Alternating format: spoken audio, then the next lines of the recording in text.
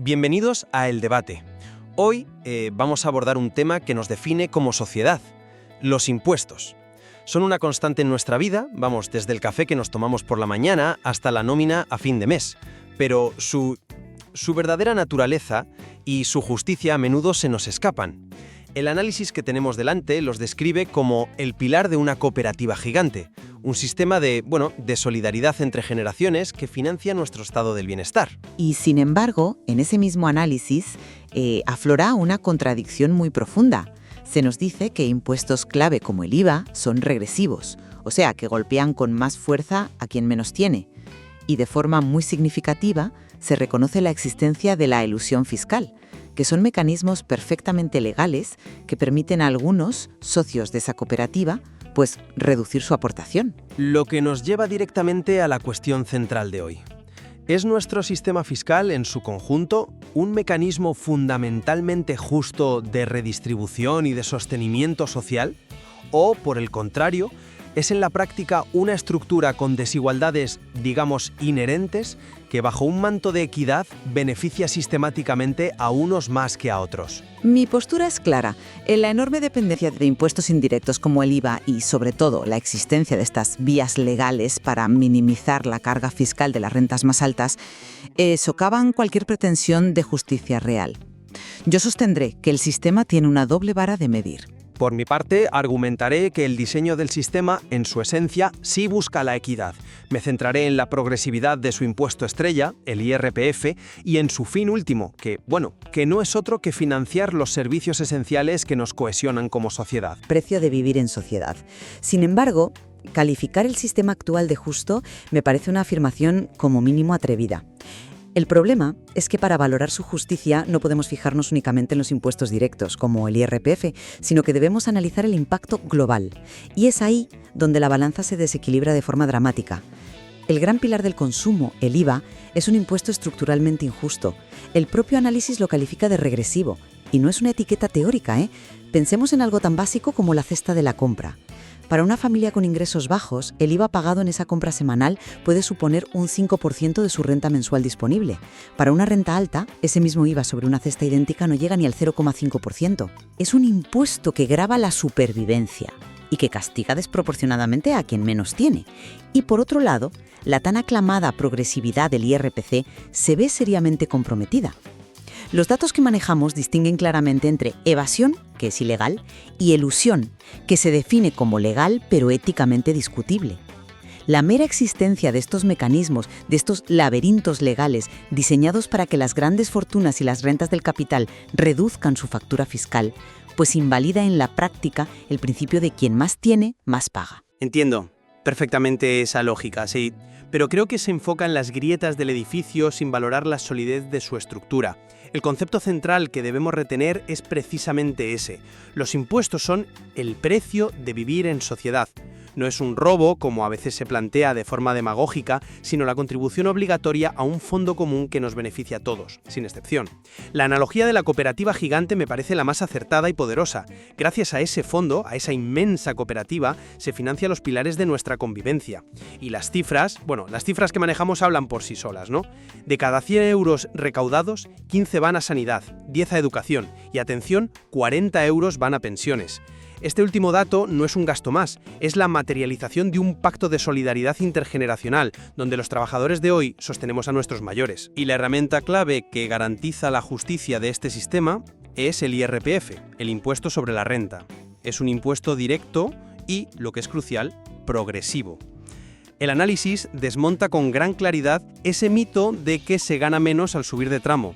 El sistema está meticulosamente diseñado para que quien más gana, más aporte en porcentaje, pero siempre, y esto es importante, ganando más en términos absolutos.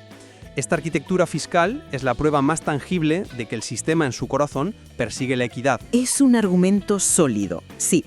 Sin embargo, olvidas un aspecto crucial que el propio material pone sobre la mesa. Centrarse casi en exclusiva en el IRPF es como analizar la salud de un bosque fijándose solo en el árbol más alto y robusto. Es cierto que el IRPF es progresivo, pero no podemos ignorar que los impuestos indirectos, el IVA, los especiales sobre la gasolina, el alcohol o el tabaco, constituyen una porción gigantesca de la recaudación total del Estado. Un sistema no puede autoproclamarse justo si una de sus bases de recaudación más amplias y constantes es, por definición, regresiva. Cada vez que una persona con salario mínimo llena el depósito del coche, donde casi la mitad del precio son impuestos, está haciendo un esfuerzo fiscal porcentualmente mucho mayor que un alto directivo. ¿Cómo concilias que el corazón del sistema sea justo si las arterias que lo alimentan a diario funcionan con una lógica inversa? Bueno, a ver, no lo veo como una lógica inversa, sino como lógicas complementarias. El IRPF no es un componente más, es el impuesto personal por excelencia, el que mejor se ajusta a la capacidad económica real de cada individuo. Su diseño por tramos es precisamente la garantía de esa progresividad y de esa equidad en el esfuerzo. No se paga el mismo porcentaje por todo el sueldo, sino que se aplican tipos crecientes a diferentes porciones de la renta. El sistema no busca una igualdad en el pago absoluto, lo que sería profundamente injusto, sino una equidad en el esfuerzo contributivo. Los impuestos indirectos, por su parte, cumplen otra función. Gravan el consumo, no la renta.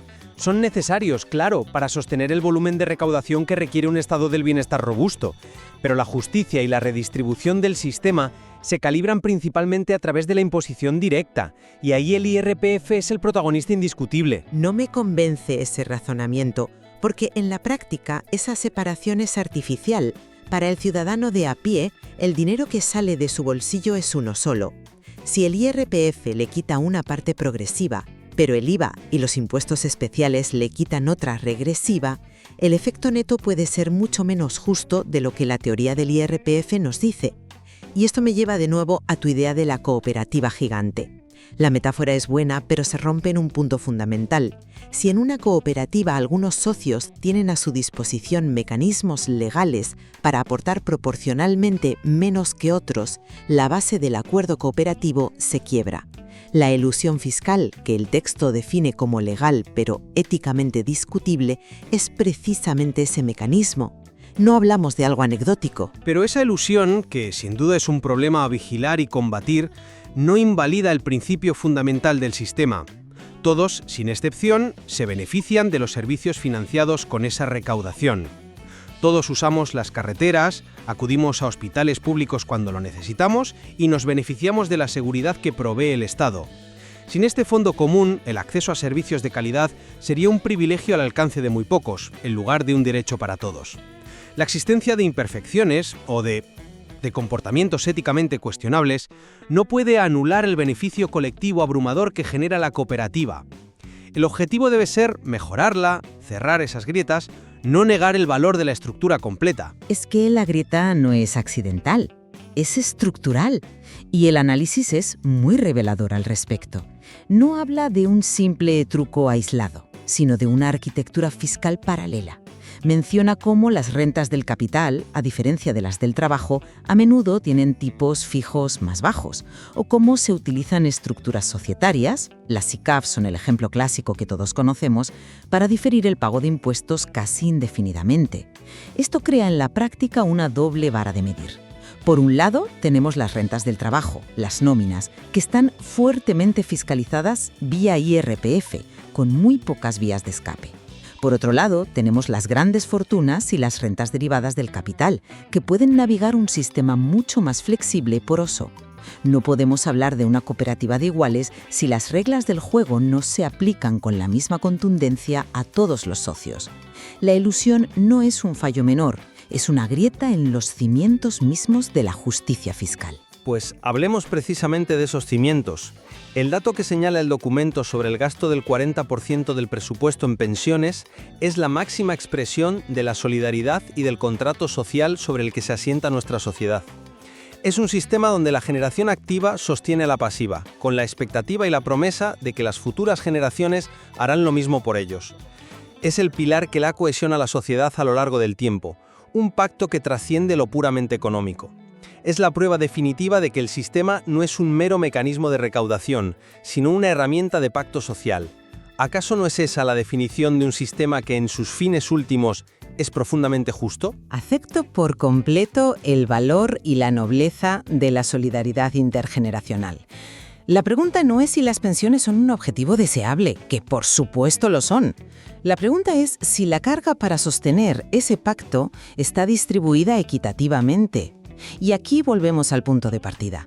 Si la recaudación, como hemos discutido, se apoya de forma tan significativa en el consumo a través de un IVA regresivo y en las rentas del trabajo a través de un IRPF del que es muy difícil escapar, mientras que simultáneamente la elusión permite que otras formas de riqueza contribuyan menos de lo que les correspondería por su capacidad económica real, la conclusión es inevitable.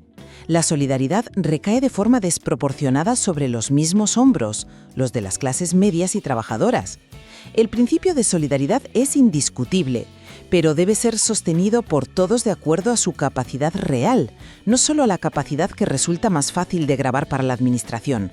Está diseñado con una clara y fundamental intención de justicia y redistribución.